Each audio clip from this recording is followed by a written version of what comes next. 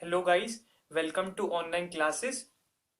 आज हम लोग वैदिक सभ्यता, वैदिक पीरियड डिस्कस करने वाले हैं। सिंधु घाटी की सभ्यता हम पूरी तरीके से डिस्कस कर चुके हैं। हम लोग आज वैदिक सभ्यता डिस्कस करते हैं। अगर आपको मेरी वीडियोस पसंद आ रही हैं तो प्लीज़ मेरी वीडियोस को लाइक कीजिए, मेरे चैनल को सब्सक्राइब कीजिए और वीडियोस को और सभी वीडियोस को आप शेयर कर सकते हैं। तो हम लोग स्टार्ट करते हैं। देखिए, वैदिक सभ्यता, वैदिक सभ्यता में वेद शब्द आ रहा है। आप सभी को पता होगा कि वेद शब्द का अर्थ ज्ञान होता है। तो इससे ये तो पता लगता है कि यह सभ्यता ज्ञान वाली सभ्यता रही होगी। ठीक है। और आपको एक बात और बता दूं कि वैदिक सभ्यता में हमें आर्य से रिलेटेड सारी बातें पढ़नी है। ठीक है। तो पहले तो आपको ये पता होना चाहिए कि आर्य शब्द का अर्थ क्या होता है। आर्य शब्द का अर्थ होता है श्रेष्ठ। देखिए, आज मैंने सारे मेन मेन पॉइंट लिख लिए हैं क्योंकि फिर टाइम कम कंज्यूमिंग होता है। वरना तो सारे पॉइंट अगर मैं साथ ही साथ लिखता रहता हूँ तो ज्यादा टाइम लगता है। तो इसलिए आज मैंने मेन मेन पॉइंट लिख लिए हैं। आप इन पॉइंट्स को वीडियो को पॉज करके नोट कर सकते हैं। ठीक है। तो सबसे पहले तो आपको समझ में आना चाहिए कि आर्य शब्द का अर्थ क्या होता है। आर्य शब्द का अर्थ श्रेष्ठ होता है। ठीक है। अब आर्यों के बारे में हम कुछ और जान लेते हैं। देखिए, आर्यों की भाषा कौन सी यूज होती थी। आर्य अपनी भाषा यूज करते थे संस्कृत। ठीक है।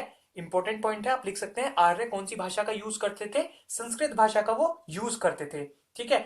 उन लोगों को लिपि का ज्ञान नहीं था। अब ये लिपि क्या होती है। देखिए, लिपि होती है अल्फाबेट्स, जो आपके वर्ड्स होते हैं, जो अल्फाबेट्स होते हैं ना, उन्हें उस बात का कोई ज्ञान नहीं था। उनके पास कोई लिपि नहीं थी। सिर्फ उन्हें लैंग्वेज, अपनी लैंग्वेज जो थी संस्कृत, वो बोलनी आती थी। इसी वजह से इस सभ्यता का अन्य नाम क्या है। श्रुति साहित्य। आप इस पॉइंट को भी नोट कीजिए। उस सभ्यता का अन्य नाम क्या है। वैदिक सभ्यता का अन्य नाम क्या है। श्रुति साहित्य। श्रुति साहित्य क्यों? क्योंकि जो ये अपने ज्ञान को ना अपनी पीढ़ी में कैसे देते थे। अब इनके पास लिपि तो थी नहीं, तो ये लोग सुनाकर ही अपनी पीढ़ी को ज्ञान दिया करते थे। इस वजह से इनका जो, इस सभ्यता का जो दूसरा नाम है वो श्रुति साहित्य भी पड़ा। ठीक है। श्रुति मीन्स सुनना ही होता है। ठीक है। अब हमें ये भी पता होना चाहिए कि आखिरकार ये आर्य आए कहां से, इनके आगमन हुआ कहां से। तो इस संबंध में बहुत अधिक मतभेद पाए जाते हैं। उन सभी को मैं आपको बता देता हूं और उसमें से जो परफेक्ट माना जाता है उसे भी मैं आपको बता दूंगा। ठीक है। बहुत सारे इतिहासकारों ने अपने अपने मत दिए हैं, वो मैंने यहाँ पे लिखे हुए हैं, आप देख लीजिए। फर्स्ट है अविनाश चंद्र दास के अनुसार आर्य सप्त सैंधव प्रदेश से आए। ठीक है। ये अविनाश चंद्र दास एक इतिहासकार हैं या खगोल शास्त्री हैं। इन्होंने क्या बोला, आर्य सप्त सैंधव प्रदेश से आए। अब ये सप्त सैंधव प्रदेश क्या है। ये सप्त सैंधव प्रदेश से अर्थ है जहां पर सात नदियां बहती हो। ये आगे आएगा, मैं आपको बता दूंगा। तो आप अभी के लिए इतना समझिए कि सप्त सैंधव प्रदेश का अर्थ है जहां 7 नदियां बहती हो। ठीक है। उसके बाद सेकंड है दयानंद सरस्वती के अनुसार। इन्होंने क्या बोला, इन्होंने बोला इनका मूल स्थान जो था तिब्बत था। ठीक है। इन्होंने क्या बोल दिया कि इनका मूल स्थान क्या था, तिब्बत था। ठीक है। अब नेक्स्ट है पंडित बाल गंगाधर तिलक के अनुसार। पंडित बाल गंगाधर तिलक का क्या मानना है कि इनका मुख्य स्थान उत्तरी ध्रुव था। इनका मुख्य स्थान उत्तरी ध्रुव था। इन्होंने अपनी बुक में लिखा है, जो इनकी बुक है the Arctic home of Aryans, इन्होंने इस बुक में उत्तरी ध्रुव को ही आर्य का मूल स्थान बताया है। उसके बाद भगवान दास गिडवानी ने भी एक शोध किया और उस पर बताया। ये देखिए, ये वाला शोध हाल ही में किया गया है। इसे अभी ये बुक आई है, रिटर्न ऑफ द आर्यंस। इस बुक में इन्होंने भारत को ही इनका मूल स्थान बताया है। ठीक है। तो ये हाल ही का सर्वे है जो अभी हुआ है, कुछ टाइम पहले। इन्होंने, खगोल शास्त्री हैं ये, इन्होंने खुदाई से मतलब किसी प्रकार से पता लगाया है कि भारत ही उनका मूल स्थान था, पर लेकिन अभी तक इसे परफेक्ट नहीं कहा गया है। ठीक है। उसके बाद मैक्स मूलर जो जर्मन खगोल शास्त्री हैं, उन्होंने मध्य एशिया, अब मध्य एशिया में कहा, बैक्ट्रिया या आल्पस पर्वत के पूर्वी क्षेत्र यूरेशिया। तो बैक्ट्रिया आप याद कर सकते हैं या फिर यूरेशिया आप याद कर सकते हैं। ठीक है। पर मध्य एशिया ही पूछा जाएगा, मेन जो होता है वो मध्य एशिया है। ठीक है। तो मैक्स मूलर जो जर्मन के खगोल शास्त्री हैं, उन्होंने आर्य के मूल स्थान को कहां दिया, बताया मध्य एशिया में उन्होंने बताया। अब आप क्वेश्चन आता है कि अगर पूछा जाता है आपसे एग्जाम में कि आर्यों का मूल स्थान क्या था, तो आपको क्या देना है, मध्य एशिया। ठीक है। आप लिख सकते हैं कि आर्यों का मूल स्थान जो प्रमाणिक माना गया है वो कौन सा माना गया है, मध्य एशिया। आप इसे नोट कर लीजिए। ठीक है। आप वीडियो पॉज कर लीजिए, इन सभी को नोट कर लीजिए, फिर हम लोग आगे बढ़ते हैं। ठीक है। तो अभी तक हमने क्या पढ़ लिया, आर्य क्या थे, उनकी लैंग्वेज कौन सी, संस्कृत लैंग्वेज थी। लिपि का उन्हें ज्ञान नहीं था। लिपि क्या, अल्फाबेट्स का इन्हें नॉलेज नहीं थी। और उसका अन्य नाम क्या है? श्रुति साहित्य। अब ये श्रुति साहित्य नाम क्यों पड़ा? क्योंकि वो अपने ज्ञान को अपनी पीढ़ियों में कैसे दे रहे थे? सुनाकर दे रहे थे। ठीक है, और आर्यों के आगमन के हमने कुछ ये विचार पढ़ लिए, तो अब हम लोग आगे चलते हैं। ठीक है, सो अब हम वैदिक काल को पूरा पढ़ते हैं। देखिए, वैदिक काल को टू पार्ट्स में डिवाइड किया हुआ है, एक ऋग्वैदिक काल, एक उत्तर वैदिक काल। ठीक है, आज हम लोग ऋग्वैदिक काल पर डिस्कस करने वाले हैं। पहले ऋग्वैदिक काल की टाइमलाइन क्या है? 1500 बीसी से 1000 बीसी। देखिए, सिंधु घाटी सभ्यता का पतन कब हुआ था? माना जाता है 1700 या 1600 बीसी के आसपास। ठीक है, इस सभ्यता का स्टार्टिंग क्या मानी गई? 1500 बीसी। अब मैंने आपको पतन में बताया था कि एक इतिहासकार ने क्या बताया है कि शायद आर्यों ने उन पर आक्रमण किया हो। तो यहां से तो नहीं लग रहा कि आर्यों ने उन पर आक्रमण किया होगा। इनकी टाइमलाइन 1700 या 1600 बीसी भी आप मानते हैं, परंतु इनकी टाइमलाइन तो 1500 बीसी मानी गई है, जो प्रमाणिक मानी गई है। तो आर्यों का आक्रमण तो इन पर, सिंधु घाटी की सभ्यता पर नहीं माना जा सकता। अब 1000 बीसी तक दिया गया है इसका। 1000 बीसी क्यों दिया गया है? देखिए, क्या माना जाता है, ऋग्वेद जो है हमारा वेद, उसमें लोहे का कहीं भी जिक्र नहीं हुआ है। तो और माना जाता है कि लोहे की खोज 1000 बीसी के आसपास ही हुई थी। तो ऋग्वेदिक काल की जो लिमिट रख दी वो 1000 बीसी तक रख दी। इस पर भी मतभेद माना गया है। वाराणसी में एक जिला है, उस जिले में लोहे के साक्ष्य जो मिले हैं उनसे पता लगता है कि ऋग्वैदिक काल में भी लोहे का यूज हो रहा था। तो उस पर भी मतभेद है, पर इतिहासकारों ने इस तरीके से ही इसकी टाइमलाइन को डिनोट किया है। सो मैं आपको बता रहा हूं। ठीक है, उत्तर वैदिक काल है, इसका 1000 बीसी से 600 बीसी है। ठीक है, 1000 बीसी तो यहाँ पर ये वाली खत्म हुई, तो यहां से ये रख दिया, और 600 इसलिए रखा क्योंकि 600 बीसी से भारत में दूसरी नगरीय क्रांति चल गई थी, बौद्ध धर्म आ गए थे, जैन धर्म आ गए थे। तो इस वजह से 600 बीसी इसकी लिमिट मान ली। ठीक है, अब हम लोग ऋग्वैदिक काल पर डिस्कस करते हैं। देखिए, ऋग्वैदिक काल पे के बारे में हमें क्या डिस्कस करना है? हमें ये तो डिस्कस करना है कि ऋग्वैदिक काल में आर्य किस तरीके से रह रहे थे, या उनका धार्मिक जीवन, उनका सामाजिक जीवन, उनका राजनीतिक जीवन किस टाइप से था, उन्होंने किस किस क्षेत्र पर अपना अधिकार रखा, इस टाइप की बातें ही तो हमें डिस्कस करनी है। तो हम लोग वही डिस्कस कर रहे हैं। सबसे पहले हमें ऋग्वैदिक आर्यों की भौगोलिक स्थिति, ठीक है, भौगोलिक स्थिति मतलब उनका क्षेत्र कहां पर था, कहां कहां तक उनका क्षेत्र फैला हुआ था, दैट मीन्स भौगोलिक स्थिति का मतलब ये है। ठीक है, तो ईस्ट वेस्ट नॉर्थ साउथ मैंने डिनोट कर दिया है, मैं आपको इससे बता देता हूं। ईस्ट में गंगा का पश्चिमी तट, वेस्ट में अफगानिस्तान, आप नोट करते रहिए साथ के साथ। नॉर्थ में हिमालय, हिमालय की एक चोटी का वर्णन है ऋग्वेद में, उस चोटी का नाम है मूजवंत। ये मैंने नहीं लिखा, मैं लिख देता हूं। मूजवंत की चोटी का वर्णन है, इस वजह से माना जाता है कि हिमालय तक भी ये लोग रहे होंगे, मूजवंत की चोटी। ठीक है, इधर राजस्थान की उत्तरी सीमा। ठीक है, तो हम लोगों ने पढ़ा ईस्ट में कहा गंगा का पश्चिमी तट, वेस्ट में अफगानिस्तान, नॉर्थ में हिमालय, हिमालय में कहा मूजवंत की चोटी तक, और साउथ में राजस्थान की उत्तरी सीमा तक। ठीक है, अब मैं आपको बता देता हूं कि किस तरीके से ये आए होंगे, किस तरीके से इनका क्षेत्र बसा है। देखिए, ऋग्वेद में सब कुछ ये ऋग्वेद के अनुसार चल रहा है कि ऋग्वेद में क्या लिखा गया है, उसी के अनुसार मैं आपको बता रहा हूं। इतिहासकार भी उसी के अनुसार, इतिहासकारों ने भी लिखा हुआ है। ठीक है, अफगानिस्तान, देखिए ऋग्वेद में अफगानिस्तान की 4 नदियां हैं। उन नदियों के नाम पर हम नहीं जाते, इतना डीपली जाने की जरूरत नहीं है, सिर्फ आपको याद रखना है अफगानिस्तान की 4 नदियों का वर्णन है हमारा किसमें? ऋग्वेद में। ठीक है, ऋग्वेद में 4 नदी हैं। ठीक है, इनका वर्णन है, और साथ ही साथ सप्त सैंधव प्रदेश का भी वर्णन है। अब सप्त सैंधव प्रदेश आपको क्या बताया था? जहां पर 7 नदियां बह रही हों इस प्रदेश का, और वो प्रदेश कौन सा है? वो प्रदेश माना जाता है पंजाब के आसपास का इलाका। ठीक है, तो सबसे पहले माना जाता है कि अफगानिस्तान और पंजाब के आसपास वाले इलाके में बसे थे। उसके बाद धीरे धीरे करके इन्होंने क्या किया, जो कुरुक्षेत्र के निकट एक प्रदेश था उस पर अपना अधिकार जमा लिया, और उसे ब्रह्मव्रत का नाम दे दिया। तो ब्रह्मव्रत नाम भी इन्होंने दिया था एक कुरुक्षेत्र के पास, आप लिख लीजिए ब्रह्मव्रत उस जगह का नाम था। कौन सी जगह थी वो? कुरुक्षेत्र के पास ये जगह थी, आप लिख लीजिए कुरुक्षेत्र के पास वाली जगह एक थी, कुरुक्षेत्र के निकट एक जगह थी, उस पर अधिकार किया, और उस जगह का नाम इन्होंने क्या रखा? ब्रह्मव्रत। ये नाम इनके द्वारा ही दिया गया था। ठीक है, ऐसे ही इन्होंने धीरे धीरे अपना क्षेत्र को बढ़ाया, तो माना जाता है, ये ऋग्वेद के आधार पर बता रहा हूं, कि इनकी भौगोलिक स्थिति कुछ इस टाइप की रही होगी। ठीक है, अब आप एक पॉइंट नोट करके लिख लीजिए कि ऋग्वेद में करीब 25 नदियों का उल्लेख है। आप इसे नोट कर लीजिए, ऋग्वेद में करीब 25 नदियों का उल्लेख है। सबसे ज्यादा सिंधु नदी का नाम यूज हुआ है ऋग्वेद में, 3 बार यमुना नदी का हुआ है, 1 बार गंगा का। देखिए, 1 बार गंगा का हुआ है, इसी वजह से हमने गंगा का पश्चिमी तट लिया है। ठीक है, तो एक बार गंगा का यूज हुआ है, 3 बार यमुना का, और सबसे ज्यादा बार कौन सी नदी का? सिंधु नदी का यूज हुआ है। ठीक है, आई होप आप सभी को समझ में आ गया होगा इनकी भौगोलिक स्थिति। सो हम लोग आगे बढ़ते हैं। देखिए कुछ नदियां हैं, ये इनके आधुनिक नाम है, ये प्राचीन नाम है, ये कई बार पूछ लिए जाते हैं, तो इसलिए मैंने नोट कर लिया, आप इन्हें नोट कर लीजिए, इंपॉर्टेंट है।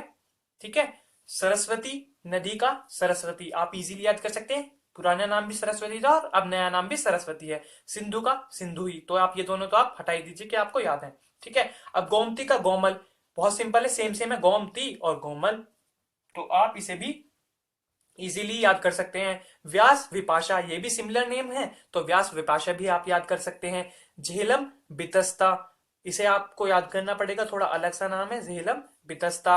रावी का पुरुषिणी, चिनाब का अस्किनी, और सतलज का शुत्रादि। तो आप इन इन सभी नामों को याद कर लीजिए, शुरू के 4 तो सिंपल है, आप बाद के चारों को याद कर लीजिए। ठीक है, अब सप्त सैंधव प्रदेश में कौन कौन सी नदियां बह रही थी मैं आपको ये बता देता हूं। गोमती नदी को छोड़कर, इस गोमती नदी को छोड़कर ये सारी नदियां थी सप्त सैंधव प्रदेश में। ठीक है, 7 नदियां हो गई, इसी कारण उस प्रदेश को क्या बोला जाता है? सप्त सैंधव प्रदेश। ठीक है, नोट कर लीजिए। अब हम राजनीतिक जीवन उनका डिस्कस कर लेते हैं। देखिए राजनीतिक जीवन क्या था, राजनीतिक जीवन में जो उस सभ्यता का अधिकारी होता था उसे ये लोग राजन बोलते थे। ठीक है, उस काल का जो अधिकारी था, उन लोगों का जो अधिकारी था, उसे क्या बोलते थे ये लोग? राजन बोलते थे। ठीक है, कबीला हुआ करता था वहां पर, जन भी हुआ करते थे, जन में से ग्रुप मान लीजिए, ग्रुप टाइप होते हैं जन, कबीले तो बड़े बड़े होते हैं काफी, उसमें भी अंदर ग्रुप बन जाए तो उसे बोल देते हैं जन। ठीक है, अब और क्या पॉइंट है इसमें? राजन का पद वंशानुगत, राजन का पद ये वंशानुगत होगा, राजन का पद वंशानुगत था। वंशानुगत मतलब पीढ़ी से चल रहा था, एक जो राजन होगा उसका जो बेटा होगा वो अगला राजन बनेगा। ठीक है, इस टाइप से वंशानुगत राजन का पद चल रहा था। राजन के पास सीमित अधिकार थे, इसका मतलब उसके पास कुछ ही पावर्स थी। ठीक है, क्यों पावर्स थी उसके पास कुछ ही? क्योंकि उसे कोई भी कार्य करने से पहले दो संगठन थे, उनकी राय लेनी पड़ती थी। ठीक है, तो हमें क्या पता लगा कि राजन के पास सीमित अधिकार थे, और सीमित अधिकार क्यों थे? क्योंकि वो एक संगठन, किसी भी काम को करने से पहले संगठन की राय ले रहा था। आप लिख लीजिए, संगठन की राय लेता था, इस कारण उसके पास सीमित अधिकार थे। ठीक है, अब वो कौन से संगठन थे? पहला सभा और दूसरी समिति। ठीक है, ये 2 संगठन थे जिनसे वो राजा पूछताछ करता था। अब सभा में कौन कौन आते थे? वृद्धजन, जो वृद्धजन होते थे, कुलीन व्यक्ति जिन्हें आप मतलब टैलेंटेड, आज की लैंग्वेज में टैलेंटेड बोल सकते हैं, और श्रेष्ठ लोग, मतलब श्रेष्ठ लोग सारे सभा में आते थे। और समिति केंद्रीय संस्था थी और इसका अध्यक्ष ईशान कहलाता था। ठीक है, इसके अध्यक्ष को हम क्या कहते थे? ईशान कहते थे वो लोग। ठीक है, ये आपको याद कर लेना चाहिए कि ईशान किसे कहते थे, तो ये क्वेश्चन बन सकता है। ईशान किसके अध्यक्ष को कहते थे? समिति के अध्यक्ष को ईशान कहा जाता था। आप इसे पूरा इस तरीके से लिख सकते हैं। और ये केंद्रीय संस्था थी। केंद्रीय संस्था मतलब पूरी, जो इनकी पूरा काल था, पूरे काल में जो लोग रह रहे थे उन सभी पर नजर रखने वाली संस्था। ठीक है, जैसे सेंट्रल गवर्नमेंट आप मान सकते हैं, उस तरीके से केंद्रीय संस्था। ठीक है, अब हम लोग आगे डिस्कस करते हैं। ठीक है, अब हम लोग इनका सामाजिक जीवन डिस्कस कर लेते हैं। फर्स्ट, गृहकुल, ग्राम होते थे, जन होते थे, अभी बताया था। विश, विश क्या होता है? व्यवस्था करने वाले, जो व्यवस्था रखते थे उन्हें क्या बोलते थे ये लोग? विश। नोट कर लीजिए आप। ठीक है, गांव भी वहां पर हुए थे। ये ग्रामीण सभ्यता थी एक तरीके से, इसी वजह से यहाँ पे गांव पाए गए हैं। ठीक है, आपको मैंने बताया नहीं स्टार्टिंग में, तो आप लिख लीजिए, ये ग्रामीण सभ्यता थी। सिंधु घाटी सभ्यता कौन सी सभ्यता थी? नगरीय सभ्यता। उसके बाद ये आ गई ग्रामीण सभ्यता। ठीक है, तो गृहकुल, जो परिवार एक तरीके से मान सकते हैं गृहकुल को, इसका जो प्रमुख होता था वो कौन होता था? पिता, जिसे पिता। ठीक है, जो परिवार होता था उसका प्रमुख किसे बोलते थे? पिता को, और पिता को ही कुलपति भी बोला जाता था। कुल परिवार को, परिवार का पालन करने वाला कुलपति। ठीक है, तो कुल प्रमुख, जो कुल का प्रमुख था वो कौन था? पिता, और पिता को ही क्या बोलते थे? कुलपति। ठीक है, परिवार संयुक्त थे, संयुक्त मतलब जॉइंट फैमिलीज, जो आज के टाइम में जॉइंट फैमिलीज बोलते हैं जिन्हें, जो उस वक्त फैमिलीज मिल रही थी, परिवार मिल रहे थे, वो जॉइंट थे, संयुक्त थे। ठीक है, विवाह को एक पवित्र संस्कार माना जाता था। ये लोग क्या विवाह को एक पवित्र संस्कार, मतलब वहां पर विवाह करना एक पवित्र संस्कार के बराबर माना जाता था। ठीक है, ये एक पवित्र संस्कार मानते थे विवाह को। आप इसे भी नोट कर लीजिए कि विवाह को एक पवित्र संस्कार माना जाता था। ठीक है, अब क्या है नेक्स्ट पॉइंट, वर वधु के सम्मिलित रूप को अर्भ कहते हैं, कहा जाता था। ठीक है, वर वधु के सम्मिलित रूप को क्या कहते थे, अर्भ। अर्भ मीन्स जो वर वधु का सम्मिलित रूप है, जब शादी होती थी तो उनका जो सम्मिलित रूप है उसे इन्होंने संज्ञा दी है अर्भ की। ठीक है, अर्भ हो गया। जीवन भर अविवाहित रहने वाली लड़की को अमाजू कहा जाता था, बहुत इंपॉर्टेंट पॉइंट है, पूछा जा सकता है ऋग्वेदिक काल में अमाजू किसे कहा जाता था। तो जीवन भर अविवाहित रहने वाली लड़की को, जो जीवन भर जिसने शादी नहीं की हो, उसे सिर्फ अमाजू कहा जाता था। ठीक है, तो जीवन भर अविवाहित लड़की को क्या बोलते थे वो लोग, अमाजू। वर्ण व्यवस्था का भी उल्लेख था। वर्ण व्यवस्था मतलब वही काले गोरे वाला जो भेद होता है ना, वो है वर्ण व्यवस्था का भी वहां पाया गया है। आर्य गोरे रंग के थे और जो काले रंग के थे उनमें ये डिफरेंस करते थे। ठीक है, तो वर्ण व्यवस्था का भी उल्लेख वहां पर मिला है। शाकाहारी व मांसाहारी दोनों प्रकार के भोजन आर्य किया करते थे। ठीक है, तो ऋग्वेदिक काल के जो आर्य थे उनका क्या पता लगा हमें, शाकाहारी व मांसाहारी दोनों प्रकार के भोजन यूज कर रहे थे, दोनों प्रकार के भोजन करते थे वो। ठीक है, तो शाकाहारी और मांसाहारी दोनों प्रकार के भोजन ऋग्वेदिक काल के आर्य करते थे। नमक, चावल व मछली का सेवन ऋग्वेदिक काल के आर्य नहीं करते थे। ये सारी बात जो भी चल रही है ना, ये सब ऋग्वेदिक काल के आर्यों के बारे में चल रही है। नमक, चावल व मछली का सेवन उन लोगों ने नहीं, मतलब वहां पे नहीं पाया जाता था, इनका सेवन वो नहीं करते थे। गाय को अधन्य, वध न करने योग्य, मतलब गाय को वो ऐसा मानते थे कि गाय का वध न करे, अगर कोई गाय का वध करता था तो उसके लिए दंड भी रखा गया था। ठीक है, तो गाय को अधन्य की संज्ञा वहां पर दी गई थी। नोट कर लीजिए, इंपॉर्टेंट पॉइंट है। ठीक है, अधन्य का अर्थ पूछा गया है एक बार, अधन्य का अर्थ। ठीक है, तो अधन्य गाय को बोला जाता था और इसका मतलब है वध न करने योग्य, मतलब मानने न योग्य, वध माने मानने न योग्य। मनोरंजन के प्रमुख साधन संगीत थे। ठीक है, घोड़ों व रथों के भी ये शौकीन थे। ठीक है, घोड़ों और रथों के भी ये शौकीन थे। तो वैसे प्रमुख साधन संगीत माना जाता है, पर इसके भी ये शौकीन थे। आप ये भी लिख लीजिए कि प्रमुख साधन संगीत और शौकीन घोड़ों व रथों के भी थे। ठीक है, तो हम लोगों ने सामाजिक जीवन इनका डिस्कस कर लिया। एक बार और मैं आपको बता देता हूं, क्या जो परिवार का प्रमुख उसे पिता, कुलपति भी बोलते थे। परिवार जॉइंट फैमिलीज थी। विवाह एक पवित्र संस्कार था। वर वधु का सम्मिलित जोड़ा या सम्मिलित रूप अर्भ कहा जाता था। अविवाहित लड़की जीवन भर अमाजू। वर्ण व्यवस्था का उल्लेख था। शाकाहारी मांसाहारी दोनों प्रकार का भोजन करते थे। नमक, चावल व मछली का सेवन नहीं।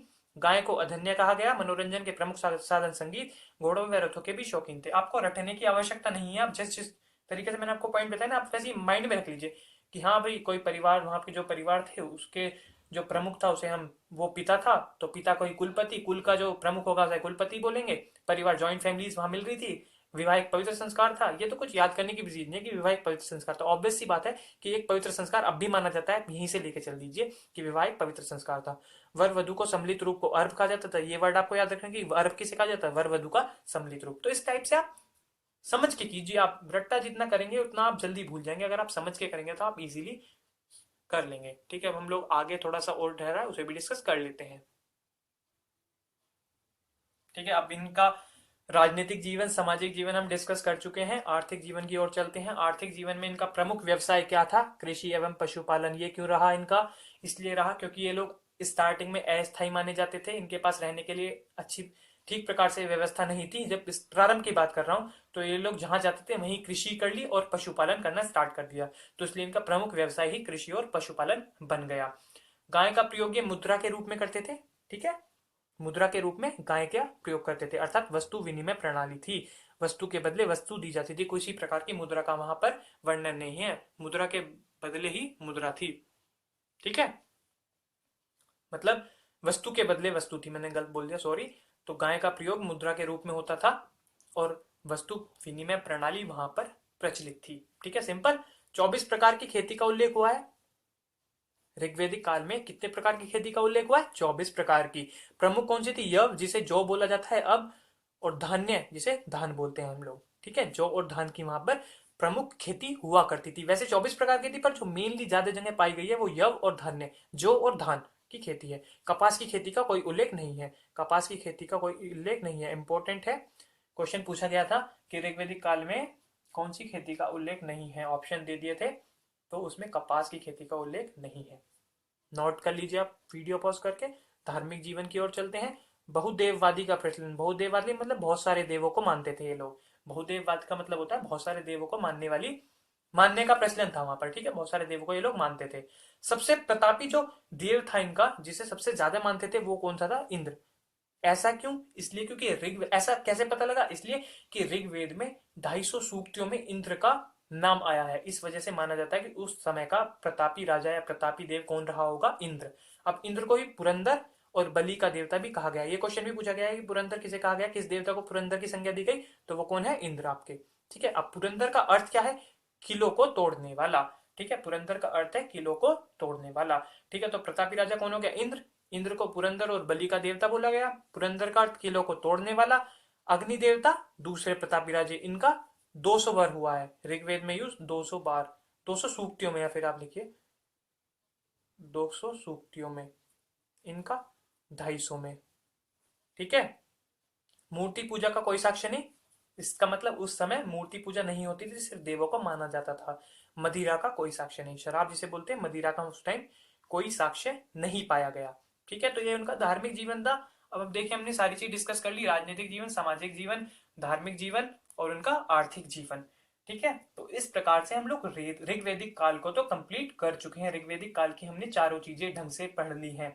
ठीक है, आप वीडियो को पॉज कर करके इन सभी पॉइंट्स को नोट कर लीजिए, आपको बहुत हेल्प मिलेगी।